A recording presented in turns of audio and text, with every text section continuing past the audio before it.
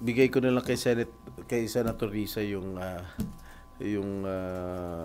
freedom para siya na siguro maglabas ng pangalan because I am not the chairman of the Committee on Women.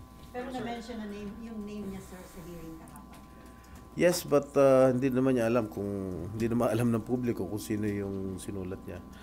I'll just let Senator Risa she's free to tell you kung ano yung pangalan yung nilista ni Alice Go. Hindi ako naniniwala.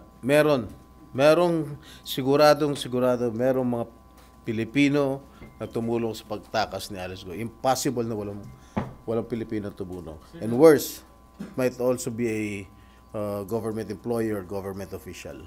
Sir, bakit po? Bakit hindi kayo naniniwala? Ibig mo sabihin, lahat ng mga incheck, sila magagawa ng pagtakas dito? Possible naman yun na walang clearance galing sa BID, galing sa Coast Guard, galing sa Philippine National Police. Impossible. Sir, yung boyfriend, sabi niyo ng boyfriend niya, hindi ba connected? Yung sinasabi niyo po ng boyfriend niya, hindi po ba tumulong?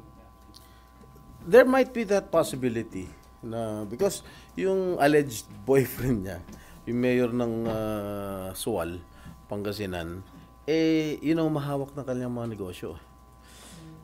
Katulad yung binulgar kong Alicel, Aqua Farm. Kinoin yung dalawang pangalan niya. Alice tsaka Liceldo.